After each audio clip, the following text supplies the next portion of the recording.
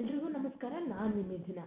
So almost ಎಲ್ಲರೂ onion uttappa ಇಲ್ಲ ಅಂದರೆ ಆನಿಯನ್ ದೋಸೆ ತಿನ್ನಬೇಕಪ್ಪ ಅಂತಂದರೆ ಆಲ್ಮೋಸ್ಟ್ ಜಾಸ್ತಿ ಜನ ಹೋಟ್ಲಲ್ಲಿ ಹೋಗಿ ತಿಂತಾರೆ. ಯಾಕಂದರೆ ಮನೇಲಿ ಏನಕ್ಕೆ ರಿಸ್ಕು, ಮಾಡೋಕ್ಕೆ ಬರುತ್ತೋ ಇಲ್ವೋ, ಮಾಡಿದ್ರೆ ಹೋಟೆಲ್ ಸ್ಟೈಲಲ್ಲಿ ಬರುತ್ತೋ ಇಲ್ವೋ, ಟೇಸ್ಟಿಯಾಗಿರುತ್ತೋ ಇಲ್ವೋ ಅಂತ ಎಲ್ರಿಗೂ ಅನುಮಾನ. ನಾನು ನಿಮಗೆ ತೋರಿಸ್ಕೊಡ್ತೀನಿ ಮನೆಯಲ್ಲೇ ಹೇಗೆ ಮಾಡೋದು ಹೋಟೆಲ್ ಸ್ಟೈಲಲ್ಲಿ ಅಂತ. ತಪ್ಪದೇನೆ ಕೊನೆ ತನಕ ವಿಡಿಯೋ ನೋಡಿ. ಈ ವಿಡಿಯೋ ನೋಡೋದ್ರೊಳಗೆ ಆನಿಯನ್ ಉತ್ತಪ್ಪ ಮನೆಯಲ್ಲೇ ಹೇಗೆ ಮಾಡೋದು ಅಂತ ಕಲ್ತ್ಕೊಂಡ್ಬಿಡ್ತೀರಾ. ಪ್ಲೀಸ್ ಫ್ರೆಂಡ್ಸ್, ಎಲ್ಲರಿಗೂ ಹಂಗೇನೆ ಒಂದು ರಿಕ್ವೆಸ್ಟ್, ಕೊನೆ ತನಕ ವಿಡಿಯೋ ನೋಡಿ, ಹಂಗೆ ಒಂದು ಸಬ್ಸ್ಕ್ರೈಬ್ ಮಾಡ್ಕೊಳ್ಳಿ ಫ್ರೆಂಡ್ಸ್. ಈಗ ನಾವು ಹೇಗೆ ಮಾಡೋದು ಅಂತ ನೋಡೋಣ. ನಾನಿಲ್ಲಿ ರೇಷನ್ ಅಕ್ಕಿ ತಗೊತಾ ಇದ್ದೀನಿ. ಈ ಲೋಟದಲ್ಲಿ 2 ಲೋಟ ರೇಷನ್ ಅಕ್ಕಿ ತಗೊತಾ ಇದ್ದೀನಿ. ರೇಷನ್ ಅಕ್ಕಿನೇ ಯೂಸ್ ಮಾಡಿ. ರೇಷನ್ ಅಕ್ಕಿ ಮಾಡೋದ್ರಿಂದನೇ ದೋಸೆಗಳು ಚೆನ್ನಾಗಿ ಬರುತ್ತೆ. ನೋಡ್ತಾ ಇದ್ದೀರಲ್ಲ, 2 ಗ್ಲಾಸ್ ಆಗೋಷ್ಟು ನಾನು ಹಾಕ್ತಾ ಇದ್ದೀನಿ. 2 ಗ್ಲಾಸಿಗೆ ಒಂದು 3/4 ಲೋಟದಷ್ಟು ಉದ್ದಿನ ಬೇಳೆನ ಹಾಕಿ. ಉದ್ದಿನ ಬೇಳೆ ಹಾಕ್ಬಿಟ್ಟು ಒಂದು 1/4 ಭಾಗ ಲೋಟದಷ್ಟು ನೀವು ಕಡಲೆಬೇಳೆನ ಹಾಕಿ. ಕಡಲೆಬೇಳೆ ಹಾಕ್ಬಿಟ್ಟು ನೀವು ನೀಟಾಗಿ ಇದನ್ನೆಲ್ಲ ಒಂದು 3 ಸಲ ವಾಶ್ ಮಾಡಿಕೊಂಡು ಒಂದು 8 to 9 ಅವರ್ಸು ನೆನೆಯಿರಿ. ಬೆಳಗ್ಗೆ ಮಾಡ್ಕೋಬೇಕಪ್ಪ ಅಂತಂದರೆ ನಾವು ಇವತ್ತು ಮಧ್ಯಾಹ್ನ ನೆನೆಯಿಟ್ಕೊಂಡು ಅದನ್ನು ತೊಳೆದಿಟ್ಬಿಟ್ಟು ರಾತ್ರಿ ಮಿಕ್ಸಿ ಹಾಕಿದ್ರೆ ಆಗುತ್ತೆ. ಈಗ ಅಕ್ಕಿ ಎಲ್ಲ ನೆಂದಿದೆ ನೈಟು. ಈಗ ನಾನು ಇಲ್ಲಿ ಬಂದ್ಬಿಟ್ಟು ಒಂದು ಬೌಲ್ ಆಗೋಷ್ಟು, ನೋಡ್ತಾ ಇದ್ದೀರಲ್ಲ, ಒಂದು ದೊಡ್ಡ ಬೌಲ್ ಆಗೋಷ್ಟು ಅವಲಕ್ಕಿನ ತಗೊಳ್ಳಿ. 2 ಲೋಟ ಅಕ್ಕಿಗೆ. ಅವಲಕ್ಕಿ ಹಾಕೋದ್ರಿಂದ ತುಂಬ ಕ್ರಿಸ್ಪಿಯಾಗಿ ಕೆಂಪಗೆ ತುಂಬ ಚೆನ್ನಾಗಿ ಬರುತ್ತೆ. ಅವಲಕ್ಕಿ ಹಾಕೋದ್ರಿಂದ ದೋಸೆ ಬಂದ್ಬಿಟ್ಟು ನೋಡ್ತಾ ಇದ್ದಾರಲ್ಲ, ಒಂದು 5 ನಿಮಿಷ ನೆನೆಸಿಟ್ಕೊಂಡು ಇದನ್ನು ನೀಟಾಗಿ ತೊಳ್ಕೊಂಡು ಇದನ್ನು ಮಿಕ್ಸಿಗೆ ಹಾಕ್ಕೊಂಡು ನೆನೆಸಿಟ್ಟಿರೋ ಅಕ್ಕಿ, ಉದ್ದಿನ ಬೇಳೆ ಎಲ್ಲದನ್ನು ಮಿಕ್ಸಿ ಮಾಡಿಕೊಂಡು ಒಂದು ಪಾತ್ರೆಗೆ ಹಾಕ್ಕೊಳ್ಳಿ. ತುಂಬ ಜನ ಮೆಂತೆ ಕಾಳನ್ನು ಹಾಕ್ತಾರೆ ಸ್ವಲ್ಪ. ನಿಮಗೆ ಬೇಕಾದರೆ ಹಾಕ್ಕೊಳ್ಳಿ, ನಾನು ಹಾಕ್ತಾ ಇಲ್ಲ ಇಲ್ಲಿ. ಅವಲಕ್ಕಿ ಹಾಕಿರ್ತೀವಲ್ಲ, ಮೆಂತೆ ಕಾಳು ಏನು ಹಾಕೋ ಅವಶ್ಯಕತೆ ಇಲ್ಲ ಅಂತ ಹೇಳ್ಬಿಟ್ಟು ನಾನು ಹಾಕ್ತಾ ಇಲ್ಲ. ನೋಡ್ತಾ ಇದ್ದೀರಲ್ಲ, ಇದನ್ನೆಲ್ಲನೂ ಹಾಕ್ಬಿಟ್ಟು ಅಕ್ಕಿನೂ ಮಿಕ್ಸಿ ಜೊತೆ ಸೇರಿಸ್ಬಿಟ್ಟು ನೀವು ಮಿಕ್ಸಿಗೆ ಹಾಕಿ. ನೀರು ಜಾಸ್ತಿ ಕಲಿಸ್ಬೇಡಿ. ದೋಸೆ ಹಿಟ್ಟು ಮಾಡುವಾಗ ರಾತ್ರಿನೇ ನೀರು ಕಲಸಿಡಬೇಡಿ. ನಾವು ಮಿಕ್ಸಿಗೆ ಎಷ್ಟು ಯೂಸ್ ಮಾಡಿರ್ತೀವೋ ನೀರು ಅಕ್ಕಿನ ಮಿಕ್ಸಿ ಮಾಡೋಕ್ಕೆ, ಅಷ್ಟು ನೀರು ಸಾಕಾಗುತ್ತೆ. ಎಕ್ಸ್ಟ್ರಾ ನೀರು ಆ್ಯಡ್ ಮಾಡಬೇಡಿ. ಇವಾಗ ನೋಡ್ತಾ ಇದ್ದೀರಲ್ಲ, ನಾನು ನೈಟೇನೆ ಹಿಟ್ಟೆಲ್ಲ ಮಾಡಿಬಿಟ್ಟು ಇಟ್ಟಿದ್ದೆ. ಈಗ ನೋಡೋಣ ಯಾವ ಥರ ಆಗಿದೆ ಅಂತ. ನಾನು ಒಂದ್ಸಲ ಆಲ್ರೆಡಿ ಕಲಿಸಿದ್ದೀನಿ. ನೋಡ್ತಾ ಇದ್ದೀರಲ್ಲ, ಯಾವ ಥರ ಹುಳಿ ಬಂದಿದೆ ಅಂತ. ಸ್ವಲ್ಪ ಬಿಸಿಲಿರೋ ಕಡೆ ಜಾಸ್ತಿ ಬೇಗನೆ ಹುಳಿ ಬರುತ್ತೆ. ಸ್ವಲ್ಪ ಥಂಡಿ, ಈ ಬೆಂಗಳೂರು ಸೈಡಲ್ಲೆಲ್ಲ ಬೇಗ ಹುಳಿ ಆಗಲ್ಲ ಹಿಟ್ಟು. ಯಾಕಂದರೆ ಸ್ವಲ್ಪ ಕೂಲ್ ವಾತಾವರಣ ಇರುತ್ತಲ್ವಾ, ಸ್ವಲ್ಪ ಬಿಸಿಲು ವಾತಾವರಣ ಇರೋ ಕಡೆ ಬೇಗನೆ ಹುಳಿ ಆಗುತ್ತೆ ಹಿಟ್ಟು. ನೋಡ್ತಾ ಇದ್ದೀರಲ್ಲ, ನೊರೆ ನೊರೆ ಯಾವ ಥರ ಬಂದಿದೆ ಅಂತ. ಒಂದು ವೇಳೆ ಕೂಲ್ ವಾತಾವರಣ ಇರೋ ಪ್ಲೇಸ್ ಆದರೆ ನಾವು ಒಂದು ಸ್ವಲ್ಪ ಬೇಗನೆ ಮಿಕ್ಸಿ ಮಾಡ್ಕೊಂಡು ಇಟ್ಕೋಬೇಕು ರಾತ್ರಿ ಹೊತ್ತು. ಅದು ಬೆಳಗ್ಗೆಗೆ ಸ್ವಲ್ಪ ಬೇಗ ಹುಳಿ ಆಗಿರುತ್ತೆ. ನೈಟ್ ಲೇಟ್ ಆದರೆ ಸ್ವಲ್ಪ ಹುಳಿ ಕಮ್ಮಿ ಬರುತ್ತೆ. ದೋಸೆ ಅಷ್ಟು ಟೇಸ್ಟ್ ಇರಲ್ಲ. ಸ್ವಲ್ಪ ಹುಳಿ ಬಂದ್ರೇ ದೋಸೆ ಅನ್ನೋದು ಚೆನ್ನಾಗಿರುತ್ತೆ. ಇವಾಗ ಉಪ್ಪು ಎಷ್ಟು ಬೇಕೋ ಅಷ್ಟು ಹಾಕ್ಕೊಳ್ಳೋಣ, ರುಚಿಗೆ ಎಷ್ಟು ಬೇಕಷ್ಟು.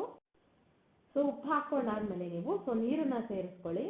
ಉತ್ತಪ್ಪಕ್ಕೆ ಬಂದ್ಬಿಟ್ಟು ದೋಸೆ ಹಿಟ್ಟು ಸ್ವಲ್ಪ ಜಾಸ್ತಿ ತೆಳುವಾಗೇ ಇರಬೇಕು. ದೋಸೆ ಹಿಟ್ಟು ಯಾವ ಥರ ಇರುತ್ತೋ ಆ ಥರ ಇರಬಾರ್ದು, ಅದಕ್ಕಿಂತ ಸ್ವಲ್ಪ ತೆಳುವಾಗೇ ಇರಬೇಕು. ನಾವು ಹಂಚಿನ ಮೇಲೆ ಹಾಕಿದ ತಕ್ಷಣ ಅದಾಗದೇ ಸ್ಪ್ರೆಡ್ ಆಗಬೇಕು, ಅಷ್ಟು ತೆಳುವಾಗಿ ಇರಬೇಕು ಹಿಟ್ಟು. ಅದಕ್ಕಾಗಿ ಎಷ್ಟು ಬೇಕೋ ಅಷ್ಟು ನೀರು ಹಾಕ್ತಿದ್ದೀನಿ ನಾನು. ನೋಡ್ತಾ ಇದ್ದೀರಲ್ಲ, ಒಂದು ವೇಳೆ ನಿಮಗೆ ಕಮ್ಮಿ ಅನಿಸಿದ್ರೆ ಹಂಚಿನ ಮೇಲೆ ಹಾಕಿದಾಗ ಒಂದು ವೇಳೆ ಗಟ್ಟಿ ಆಯಿತು, ಸ್ಪ್ರೆಡ್ ಆಗಿಲ್ಲಪ್ಪ ಹಿಟ್ಟು ಅಂತಂದರೆ ಇನ್ನೊಂದು ಸ್ವಲ್ಪ ನೀರು ಆ್ಯಡ್ ಮಾಡಿಕೊಂಡು ಕಲಿಸ್ಕೊಳ್ಳಿ. ನಾನು ಆನಿಯನ್ ಉತ್ತಪ್ಪಗೆ ಒಂದು 3 ಈರುಳ್ಳಿನ ಕಟ್ ಮಾಡ್ಕೊಂಡು ಇಟ್ಕೊಂಡಿದ್ದೀನಿ. ಮೆಣಸಿನ್ಕಾಯಿನೂ ಕಟ್ ಮಾಡ್ಕೊಂಡು ಇಟ್ಕೊಂಡಿದ್ದೀನಿ. ದೋಸೆಗೆ ಇನ್ನೂ ಎಕ್ಸ್ಟ್ರಾ ಬೇಕಾದರೆ ಆಮೇಲೆ ಕಟ್ ಮಾಡ್ಕೊಂಡು ಹಾಕ್ಕೊಳ್ಳೋಣ.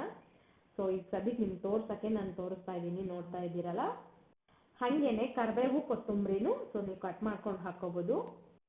ಹೋಟ್ಲಲ್ಲೇ ಹೋಗಿ ತಿನ್ನಬೇಕು ಆನಿಯನ್ ದೋಸೆ ಅಂದರೆ ತುಂಬ ಜನ ಇಷ್ಟಪಡ್ತಾರೆ. ಯಾಕಂದರೆ ಅಷ್ಟು ಟೇಸ್ಟಿಯಾಗಿರುತ್ತೆ. ಕೆಲವೊಂದು ಕಡೆ ಆನಿಯನ್ ದೋಸೆ ಅಂದರೆ ಆ ದೋಸೆ ಹಾಕ್ಬಿಟ್ಟು ಅದ್ರ ಮೇಲೆ ಈರುಳ್ಳಿ ಇಟ್ಕೊಡ್ತಾರೆ ವಿಚಿತ್ರವಾಗಿ. ಫಸ್ಟ್ ಟೈಮ್ ನಾವೀಗ ದೋಸೆ ಹಾಕುವಾಗ ನೀವು ಆಯಿಲ್ ಹಾಕ್ಬಿಟ್ಟು ಸ್ವಲ್ಪ ಈರುಳ್ಳಿಯಿಂದ ಈ ಥರ ಸೀಸನಿಂಗ್ ಮಾಡಿ. ದೋಸೆ ಚೆನ್ನಾಗಿ ಎದ್ದೊಳುತ್ತೆ ಅನ್ನಂಗೆ. ತುಂಬ ಈಸಿಯಾಗಿ ಮನೇಲೇ ಮಾಡ್ಕೊಂಡ್ಬಿಡ್ಬೋದು ಫ್ರೆಂಡ್ಸ್. ಹೋಟ್ಲಿಗೆ ಹೋಗಿ ತಿನ್ನಬೇಕು ಅಂತಿಂದಿಲ್ಲ. ನೆಕ್ಸ್ಟ್ ಟೈಮಿಂದ ನೀವು ಮನೇಲೇ ಮಾಡ್ಕೊಳ್ಳಿ. ಆನಿಯನ್ ಉತ್ತಪ್ಪ ತುಂಬ ಟೇಸ್ಟಿಯಾಗಿ ಬರುತ್ತೆ. ತುಂಬ ಸಿಂಪಲ್ಲಾಗೂ ಮಾಡಿಬಿಡ್ಬೋದು. ಈಗ ನೋಡ್ತಾ ಇದ್ದೀರಲ್ಲ, ಹಿಟ್ಟನ್ನು ಹಾಕಿ ಸ್ಪ್ರೆಡ್ ಮಾಡಿ ನೀವು. ಈ ಥರ ಹಾಕಿದ ತಕ್ಷಣ ಅದಾಗದೇ ಸ್ಪ್ರೆಡ್ ಆಗಬೇಕು ಹಿಟ್ಟು.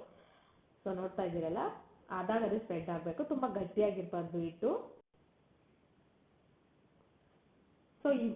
ಇವಾಗ ನಾವು ಕಟ್ ಮಾಡ್ಕೊಂಡಿದ್ವಲ್ಲ ಈರುಳ್ಳಿನ ಸ್ಪ್ರೆಡ್ ಮಾಡಿ ಮೇಲ್ಗಡೆ. ಎಷ್ಟು ಜಾಸ್ತಿ ಈರುಳ್ಳಿ ಹಾಕಿದ್ರೆ ಅಷ್ಟು ಟೇಸ್ಟಿಯಾಗಿರುತ್ತೆ ಆನಿಯನ್ ಉತ್ತಪ್ಪ ಬಂದ್ಬಿಟ್ಟು. ಈರುಳ್ಳಿ ನಾನು ಸ್ವಲ್ಪ ಜಾಸ್ತಿನೇ ಹಾಕ್ತಾ ಇದ್ದೀನಿ. ಅದಾದಮೇಲೆ ನೀವು ಮೆಣಸಿನ್ಕಾಯಿನ ಹಾಕ್ಕೊಳ್ಳಿ. ಮೆಣಸಿನ್ಕಾಯಿ ಹಾಕ್ಬಿಟ್ಟು ಇವಾಗ ಕೊತ್ತಂಬರಿ ಸೊಪ್ಪನ್ನ ಹಾಕಿ ಮೇಲ್ಗಡೆ. ಸೊ ಇದೆಲ್ಲದನ್ನು ಹಾಕ್ಬಿಟ್ಟು ನೀವು ಹಂಗೆ ಪ್ರೆಸ್ ಮಾಡಿ. ಸೊ ಸ್ವಲ್ಪ ಮೇಲ್ಗಡೆ ಎದ್ದಂಗೆನೆ ಸ್ವಲ್ಪ ಹಿಟ್ಟೊಳಗಡೆ ಹೋಗಿ ಅದು ಹಿಟ್ಟು ಜೊತೆಗೆ ಬೆಂದ್ರೇನೆ ಈರುಳ್ಳಿ ಅನ್ನೋದು ಸೊ ತುಂಬ ಚೆನ್ನಾಗಿರುತ್ತೆ ಟೇಸ್ಟು. ಆ ಹಸಿ ಸ್ಮೆಲ್ಲು, ಈರುಳ್ಳಿ ಸ್ಮೆಲ್ಲು, ಕೊತ್ತಂಬರಿದು ಸೊ ಹಸಿಯಾಗಿ ಹಾಕಿರ್ತೀವಲ್ವಾ ನಾವು, ಈರುಳ್ಳಿ ಆಗಿರ್ಬೋದು, ಕೊತ್ತಂಬರಿ ಆಗಿರ್ಬೋದು, ಸೊ ಅದು ಹಿಟ್ಟು ಒಳಗಡೆನೆ ಬೆಂದ್ರೇನೆ ತುಂಬ ಟೇಸ್ಟಿಯಾಗಿ ಅದಕ್ಕೆ ಈರುಳ್ಳಿ ದೋಸೆ ಅಷ್ಟು ಟೇಸ್ಟಿಯಾಗಿರೋದು.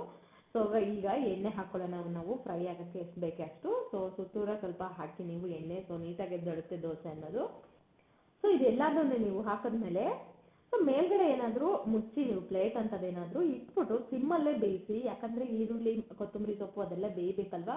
ಸೊ ಸಿಮ್ಮಲ್ಲಿ ಬೆಂದ್ರೇ ನೀಟಾಗಿ ಒಳಗಡೆ ಹಿಟ್ಟೆಲ್ಲನೂ ಕುಕ್ ಆಗಿರುತ್ತೆ. ಯಾಕಂದರೆ ಸ್ವಲ್ಪ ದಪ್ಪ ಹಾಕಿರ್ತೀವಲ್ವ ಹಿಟ್ಟು. ಸೊ ಸಿಮ್ಮಲ್ಲಿ ಇಟ್ಟು ಬೇಯಿಸಿ ಒಂದು 5 ರಿಂದ 6 ನಿಮಿಷದವರೆಗೂ ನಾವು ಸೊ ಮಾಡ್ಕೋಬೇಕಾಗುತ್ತೆ. ಆನಿಯನ್ ಉತ್ತಪ್ಪ ಆ ಟೇಸ್ಟು ಚೆನ್ನಾಗಿ ಬರಬೇಕಪ್ಪ ನಮಗೆ, ಸೊ ಆನಿಯನ್ ಉತ್ತಪ್ಪ ಮನೆಯಲ್ಲೇ ಸವಿಬೇಕು ನಾವು ಅಂತಂದರೆ ನೀವು ಖಂಡಿತವಾಗ್ಲೂ ಸ್ವಲ್ಪ ಪೇಷನ್ಸ್ ಇಟ್ಕೊಂಡು ಒಂದು 5 ನಿಮಿಷ ಸೊ ಸಿಮ್ಮಲ್ಲಿ ಇಟ್ಕೊಂಡು ಬೇಯಿಸ್ಕೊಳ್ಳಿ. ಸೊ ಇದು ಮಾಡ್ಕೊಳ್ಳಿ ದೋಸೆನ, ತುಂಬ ಚೆನ್ನಾಗಿ ಬರುತ್ತೆ. ಸೊ ಇನ್ನೊಂದು ಕಡೆನೇ ನೀವು ತಿರುಗಿಸ್ಕೊಂಡ್ಬಿಟ್ಟು ಬೇಯಿಸ್ಕೊಳ್ಳಿ ದೋಸೆನ. ಸೊ ಎರಡೂ ಕಡೆನೂ ಬೇಯಿಸ್ಬೇಕಾಗುತ್ತೆ. ಸೊ ಒಂದೇ ಸೈಡ್ ಬೇಯಿಸಿದ್ರೆ ಸ್ವಲ್ಪ ಹಿಟ್ಟು ಗಟ್ಟಿಯಾಗಿರುತ್ತಲ್ವ, ಒಂದೇ ಕಡೆ ಆದರೆ ಇನ್ನೊಂದು ಕಡೆ ಬೆಂದಿರಲ್ಲ. ನಾರ್ಮಲ್ ದೋಸೆ ಆದರೆ ಸೊ ಒಂದು ಕಡೆ ಮಾಡಿದ್ರೆ ಸಾಕಾಗುತ್ತೆ. ಸೊ ಇನ್ನೊಂದು ಟಿಪ್ಪನ್ನ ಹೇಳೋದು ಮತ್ತೆ ನಾನು ನಿಮಗೆ, ದೋಸೆ ಮಾಡುವಾಗ ಯಾವಾಗ್ಲೂ ಯಾವ ನಾರ್ಮಲ್ ದೋಸೆ ಆಗಲಿ ಯಾವುದೇ ದೋಸೆ ಆಗಲಿ ಒಂಚೂರು ಸಕ್ಕರೆ ಹಾಕಿ ಮಾಡಿ. ಸೊ ತುಂಬ ಕ್ರಿಸ್ಪಿಯಾಗಿ ಕೆಂಪಗೆ ಚೆನ್ನಾಗಿ ಬರುತ್ತೆ ದೋಸೆಗಳು. ಸೊ ಇನ್ನೊಂದು ಸೈಡು 1 ನಿಮಿಷದವರೆಗೂ ಬೇಯಿಸ್ಕೊಂಡ್ರೆ ಸಾಕಾಗುತ್ತೆ. ಸೊ ಇದನ್ನು ಎತ್ತಿಟ್ಕೊಂಡ್ಬಿಡೋಣ ಪಕ್ಕಕ್ಕೆ. ಸೊ ಇದೇ ರೀತಿಯಾಗಿ ನೀವು ಎಲ್ಲ ದೋಸೆಗಳನ್ನು ಹೀಗೆ ಹಾಕ್ಬಿಟ್ಟು ಸೊ ಮನೆಯಲ್ಲೇನೆ ನೆಕ್ಸ್ಟ್ ಟೈಮಿಂದ ಆನಿಯನ್ ದೋಸೆ ತಿನ್ನೋಕ್ಕೆ ಹೊರಗಡೆ ಹೋಗೋ ಅವಶ್ಯಕತೆ ಇಲ್ಲ. ಸೊ ಪ್ರತಿ ಟೈಮು ನೀವೀಗ ನೀರು ಹಾಕ್ಕೊಂಡು ಸೊ ಈ ಥರ ಒಂದು ಸಲ ಒಂದು ಬಟ್ಟೆಯಲ್ಲಿ ಹಿಂಗೆ ಅಂದ್ಕೊಂಡ್ರೆ ಅದ್ರ ಮೇಲೆ ಏನಾದ್ರು ಇದ್ದರೆ ಹೋಗ್ಬಿಡುತ್ತೆ ನೀಟಾಗಿ. ಸೊ ದೋಸೆ ಅನ್ನೋದು ತುಂಬ ಚೆನ್ನಾಗಿ ಎದ್ದೊಳುತ್ತೆ. ಆಲ್ಮೋಸ್ಟ್ ಎಲ್ಲರೂ ಕ್ಯಾಸ್ಟ್ ಐರನ್ ಯೂಸ್ ಮಾಡೋಕ್ಕೆ ಟ್ರೈ ಮಾಡಿ. ಸೊ ನಾನ್ ಸ್ಟಿಕ್ ಯೂಸ್ ಮಾಡೋದ್ರಿಂದ ಕ್ಯಾನ್ಸರು ಅದು ಇದು ಬರುತ್ತೆ ಅಂತ ಹೇಳ್ತಾ ಇದ್ದಾರೆ. ಸ್ವಲ್ಪ ಪರವಾಗಿಲ್ಲ, ಸ್ವಲ್ಪ ದುಡ್ಡು ಖರ್ಚಾದರೂ ಪರವಾಗಿಲ್ಲ, ನಾವು ಸ್ವಲ್ಪ ಕಷ್ಟ ಆದರೂ ನಮಗೂ ಪರವಾಗಿಲ್ಲ, ಸ್ವಲ್ಪ ಕ್ಯಾಸ್ಟ್ ಐರನ್ ಇಲ್ಲ ಅಂದರೆ ಮಾಮೂಲಿ ಐರನ್ದು ಯೂಸ್ ಮಾಡೋದಕ್ಕೆ ಟ್ರೈ ಮಾಡೋಣ. ಯಾಕಂದರೆ ನಾನ್ ಸ್ಟಿಕ್ ಯೂಸ್ ಮಾಡಬಾರ್ದಂತೆ. ಸೊ ನೋಡ್ತಾ ಇದ್ದೀರಲ್ಲ, ಎಲ್ಲ ದೋಸೆಗಳು ಹೀಗೆ ಹಾಕ್ಕೊಂಡ್ಬಿಟ್ಟು ಸೊ ಮನೆಯಲ್ಲೇ ನೀವು ರೆಡಿ ಮಾಡಿಕೊಡಿ ನೆಕ್ಸ್ಟ್ ಟೈಮಿಂದ. ಹಾಗೆ ನೆಕ್ಸ್ಟ್ ಟೈಮ್ ನಿಮ್ಮ ಮನೇಲಿ ಖಂಡಿತವಾಗ್ಲೂ ಮಾಡಿಬಿಟ್ಟು ಯಾವ ಥರ ಟೇಸ್ಟ್ ಬಂತು ಅಂತ ಹೇಳ್ಬಿಟ್ಟು ನನಗೆ ಕಮೆಂಟ್ ಮಾಡೋದನ್ನು ಮರಿಬೇಡಿ ಪ್ಲೀಸ್ ಫ್ರೆಂಡ್ಸ್. ಹಾಗೆ ಯಾರು ಸುಮ್ಮನೆ ನೋಡ್ತಾ ಇದ್ದೀರಾ, ಯಾರು ಸಬ್ಸ್ಕ್ರೈಬ್ ಮಾಡ್ಕೊತಾ ಇಲ್ಲ. ಸೊ ಇನ್ನೊಂದು ಇಲ್ಲಿ ಸೊ ಚಟ್ನಿ ಪುಡಿ ಏನಾದರೂ ನಿಮ್ಮ ಮನೇಲಿದ್ದರೆ ಸೊ ನಾನಿಲ್ಲಿ ಚಟ್ನಿ ಪುಡಿ ಹಾಕ್ತಾ ಇದ್ದೀನಿ. ಸೊ ಈ ಚಟ್ನಿ ಪುಡಿ ಬಂದ್ಬಿಟ್ಟು ಅಗಸೆ ಕಾಳಿನ ಚಟ್ನಿ ಪುಡಿ ಅಂತಾರೆ ಇದನ್ನು. ಅಗಸೆ ಕಾಳು ಗೊತ್ತಲ್ವಾ ನಿಮಗೆ, ಅದು ತುಂಬ ಒಳ್ಳೆಯದಂತೆ ಹೆಲ್ತಿಗೆ. ಸೊ ಫ್ಯಾಟನ್ನ ಕಡಿಮೆ ಮಾಡುತ್ತಂತೆ. ಸೊ ಆ ಚಟ್ನಿ ಪುಡಿನ ಆ ರೆಸಿಪಿನೂ ನಾನು ನನ್ನ ಚಾನಲಲ್ಲಿ ಇಟ್ಟಿರ್ತೀನಿ. ಪ್ಲೀಸ್ ಈ ರೆಸಿಪಿನ ಓಪನ್ ಮಾಡಿಬಿಟ್ಟು ಆ ರೆಸಿಪಿನೂ ನೋಡಿ, ಅದನ್ನು ನೀವು ಚಟ್ನಿ ಪುಡಿ ಮಾಡ್ಕೊಳ್ಳಿ ನಿಮ್ಮ ಮನೇಲಿ. ಸೊ ಆ ಚಟ್ನಿ ಪುಡಿ ಇದ್ರ ಮೇಲೆ ನಾನು ಸ್ಪ್ರೆಡ್ ಮಾಡಿ ದೋಸೆ ಹಾಕ್ಕೊಂಡು ತಿಂತಾ ಇದ್ದೀನಿ. ಟೇಸ್ಟ್ ಅಂತೂ ಸೂಪರಾಗಿ ಬಂದಿತ್ತು. ಸೊ ಪ್ಲೀಸ್ ಫ್ರೆಂಡ್ಸ್ ಸಬ್ಸ್ಕ್ರೈಬ್ ಮಾಡೋದನ್ನು ಮರಿಬೇಡಿ. ಹಾಗೆ ಒಂದು ಲೈಕ್ ಕೂಡ ಮಾಡಿಬಿಟ್ಟು ಶೇರ್ ಮಾಡಿ ನಿಮ್ಮ ಫ್ಯಾಮಿಲಿ ಫ್ರೆಂಡ್ಸ್ಗೆ, ಅವ್ರೂ ಮನೇಲೇ ಮಾಡ್ಕೊಂಡು ತಿಂದು ಸೊ ಯಾವ ಥರ ಬಂತು ಅಂತ ನೀವು ಕೇಳಿ ಅವ್ರ ಹತ್ರ. ಸೊ ಮರಿಬೇಡಿ. ಹಾಗೇನೆ ಇನ್ನೊಂದು ರೆಸಿಪಿಲಿ ಸಿಗೋಣ. ಬಾಯ್ ಎಲ್ರಿಗೂ.